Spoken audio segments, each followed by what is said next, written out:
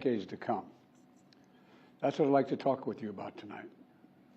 Early this morning I returned from Israel. They tell me I'm the first American president to travel there during the war. I met with the Prime Minister and members of his cabinet. And most movingly, I met with Israelis who had personally lived through horrific horror of the attack by Hamas on the 7th of October. More than 1,300 people slaughtered in Israel, including at least 32 American citizens. Scores of innocents, from infants to the elderly grandparents, Israelis, Americans taken hostage. As I told the families of Americans being held captive by Hamas, we're pursuing every avenue to bring their loved ones home.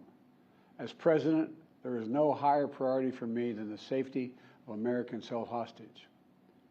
The terrorist group Hamas unleashed pure, unadulterated evil in the world.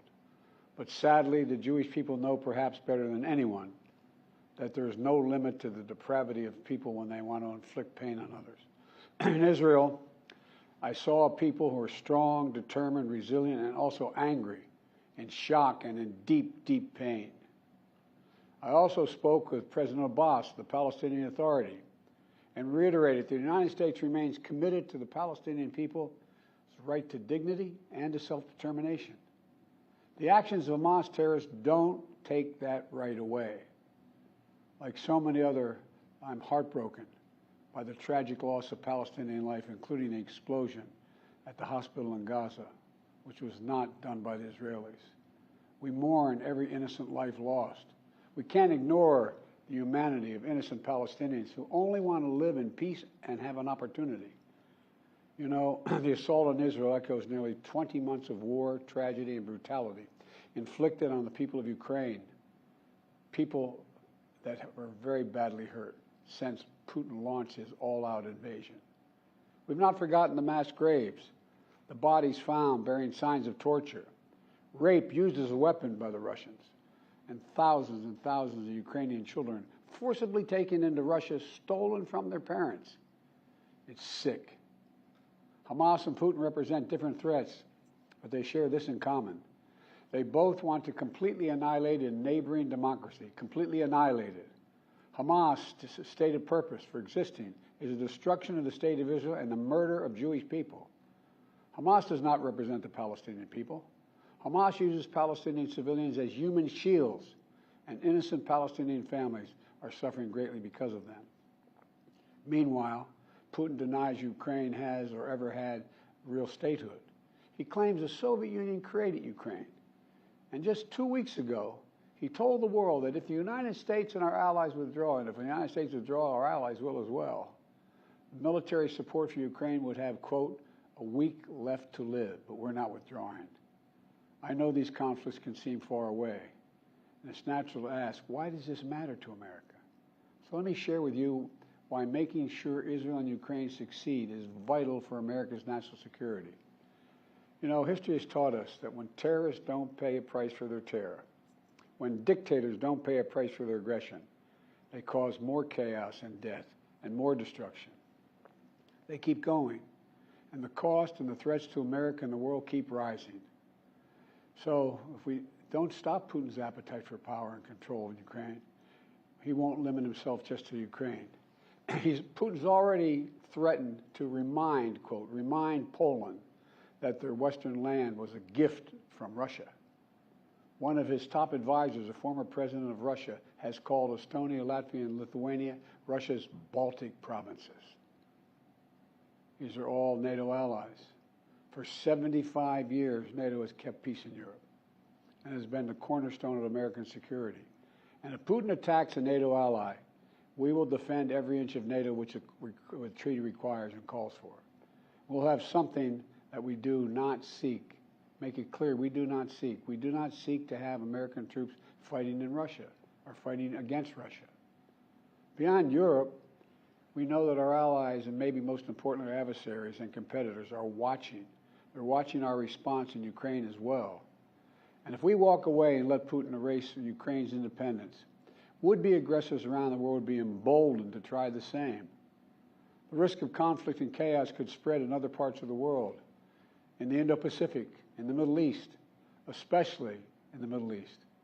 Iran is supporting Russia in Ukraine, and is supporting Hamas and other terrorist groups in the region, and will continue to hold them accountable, I might add. The United States and our partners across the region are working to build a better future for the Middle East.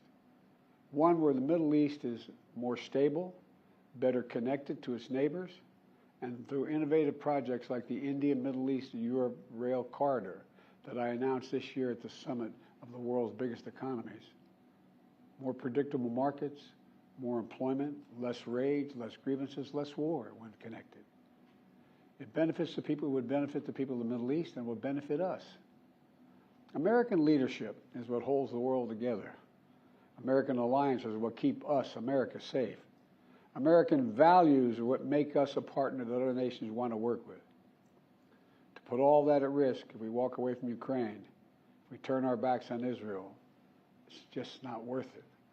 That's why tomorrow I'm going to send to Congress an urgent budget request to fund America's national security needs, to support our critical partners, including Israel and Ukraine, is a smart investment that's going to pay dividends for American security for generations. Help us keep American troops out of harm's way. Help us build a world that is safer, more peaceful, more prosperous for our children and grandchildren. In Israel, we must make sure that they have what they need to protect their people today and always. The security package I'm sending to Congress and asking Congress to do is an unprecedented commitment to Israel's security that will sharpen Israel's qualitative military edge, which we've committed to, the qualitative military edge. We're going to make sure Iron Dome continues to guard the skies over Israel. We're going to make sure other hostile actors in the region know that Israel is stronger than ever and prevent this conflict from spreading. Look, at the same time, President Netanyahu and I discussed again yesterday the critical need for Israel to operate by the laws of war. That means protecting civilians in combat as best as they can. The people of Gaza urgently need food, water, and medicine.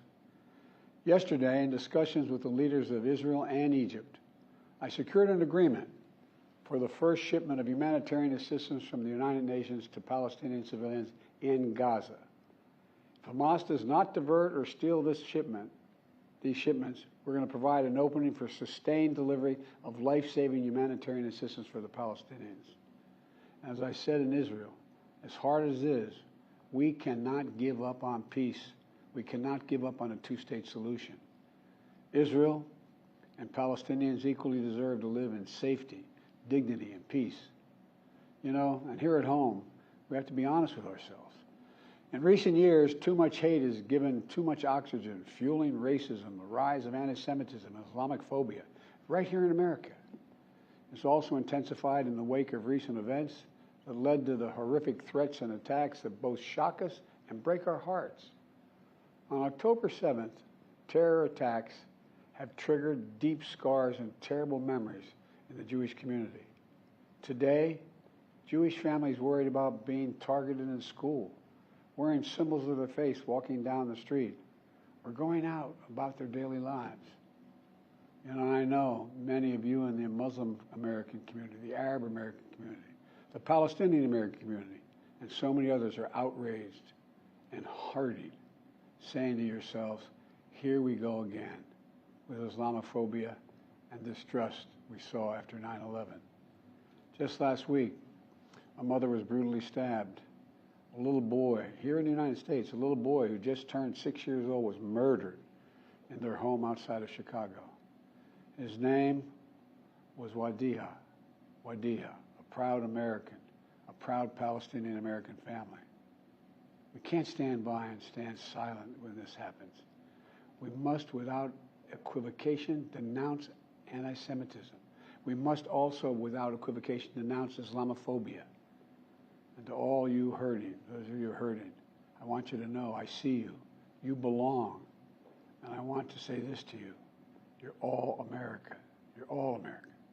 This is in a moment, you know, in moments like these, when fear and suspicion, anger and rage run hard, that we have to work harder than ever to hold on to the values that make us who we are. We're a nation of religious freedom, freedom of expression. We all have a right to debate and disagree without fear of being targeted in schools or workplaces or in our communities. I must renounce violence and vitriol. See each other not as enemies, but as fellow Americans.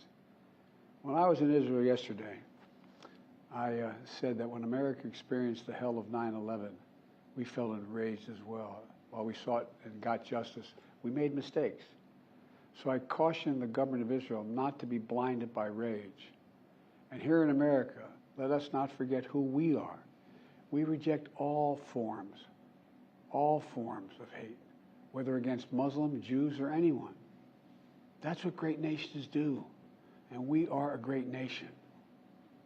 On Ukraine, I'm asking Congress to make sure we can continue to send Ukraine the weapons they need to defend themselves and their country without interruption, so Ukraine can stop Putin's brutality in Ukraine. They are succeeding. When Putin invaded Ukraine, he thought he would take Kyiv and all of Ukraine in a matter of days. Well, over a year later, Putin has failed, and he continues to fail. Kyiv still stands because of the bravery of the Ukrainian people. Ukraine has regained more than 50% of the territory Russian troops once occupied, backed by U.S.-led coalition of more than 50 countries around the world, all doing its part to support Kyiv. What would happen if we walked away? We are the essential nation. Meanwhile, Putin has turned to Iran and North Korea to buy attack drones and ammunition to terrorize Ukrainian cities and people. From the outset, I've said, I will not send American troops to fight in Ukraine. All Ukraine is asking for is help, for the weapons, munitions, the capacity, the capability to push invading Russian forces off their land, and the air defense system to shoot down Russian missiles before they destroy Ukrainian cities. Let me be clear about something. We send Ukrainian equipment sitting in our stockpiles. And when we use the money allocated by Congress, we use it to replenish our own stores, our own stockpiles, with new equipment. Equipment that defends America and is made in America. Patriot missiles for air defense batteries, made in Arizona. Artillery shells manufactured in 12 states across the country, in Pennsylvania, Ohio, Texas, and so much more. You know, just as in World War II, today patriotic American workers are building the arsenal of democracy and serving the cause of freedom. Let me close with this. Earlier this year, I boarded Air Force One for a secret flight to Poland. There I boarded a train with blacked out windows for a 10-hour ride each way to Kyiv, to stand with the people of Ukraine ahead of the one-year anniversary of their brave fight against Putin. I'm told I was the first American to enter a war zone not controlled by the United States military since President Lincoln. With me was just a small group of security personnel and a few advisors. But when I exited that train and met Zelensky, President Zelensky, I didn't feel alone. I was bringing with me the idea of America, the promise of America, to the people who are today fighting for the same things we fought for 250 years ago: freedom, independence, self-determination. And as I walked through Kyiv with President Zelensky, with air raid sirens sounding in the distance, I felt something I've always believed, more strongly than ever before. America is a beacon to the world. Still. Or as my friend Madeleine Albright said, the indispensable nation. Tonight there are innocent people all over the world who hope because of us, who believe in a better life because of us, who are desperate not to be forgotten by us, and are waiting for us. But time is of the essence. I know we have our divisions at home. We have to get past them. We can't let petty, partisan, angry politics get in the way of our responsibilities as a great nation. We cannot and will not let terrorists like Hamas and tyrants like Putin win. I refuse to let that happen. In moments like these, we have to remember who we are. We are the United States of America. The United States of America. And there is nothing beyond our capacity if we do it together. My fellow Americans, thank you for your time. May God bless you all, and may God protect our troops. So that is President Joe Biden speaking to the nation from the Oval Office, something he rarely does. And there the feed goes. He has been asking for help for Ukraine and for Israel. I think it's very important to note here, he is appealing to Congress. Congress is the only one that can approve this. Congress currently does not have a Speaker of the House, which is the person that would help to further some of these things along. The government is nearing a shutdown, which we will experience in a couple of weeks now if nothing is done. So a Speaker of the House would need to be named, or at least powers would need to be extended to the one that is currently as the acting Speaker for anything to get done. So while the president is speaking here, a lot needs to be done on the home front, and particularly in Washington, D.C., before any funds could actually be given to these countries that are currently at war. All right, much more on this, of course, tonight on 19 News at 10 and 11. That is current President Joe Biden, speaking from the Oval Office, talking about his experience in Israel, and of course, what's to come of the war over there. All right, for now, I'm Jeff Slauson. Much more to come again on 19 News. 19 News.